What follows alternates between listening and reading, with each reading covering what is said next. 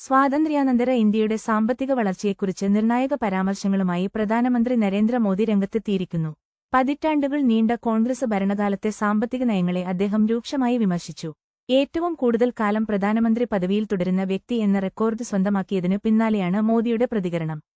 കോൺഗ്രസ് ഭരണകാലത്ത് സാമ്പത്തിക വളർച്ചാ നിരക്ക് വളരെ കുറവായിരുന്നെന്നും ആ അവസ്ഥയെ മറച്ചുവെക്കാൻ ഹിന്ദു ഗ്രോത്ത് റേറ്റ് എന്ന പേര് നൽകി ജനങ്ങളെ തെറ്റിദ്ധരിപ്പിക്കാൻ ശ്രമിക്കുകയാണ് ഉണ്ടായതെന്നും അദ്ദേഹം പറഞ്ഞു. 1950 മുതൽ 1980 വരെ ഇന്ത്യൻ സമ്പദ്വ്യവസ്ഥയുടെ വളർച്ച ശരാശരി 3.5% മാത്രമായിരുന്നു.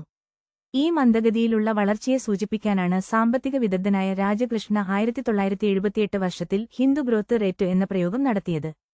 എന്നാൽ അമിതമായ സർക്കാർ നിയന്ത്രണങ്ങളാണ് അന്നത്തെ പിന്നോക്കാവസ്ഥയ്ക്ക് കാരണമെന്നാണ് വിദഗ്ധരുടെ വിലയിരുത്തൽ. 1991 മുതൽ രാജ്യം നടപ്പിലാക്കിയ ഉദാരവൽക്കരണ നയങ്ങൾക്ക് ശേഷമാണ് സമ്പദ്വ്യവസ്ഥയിൽ വലിയ മുന്നേറ്റമുണ്ടായത്.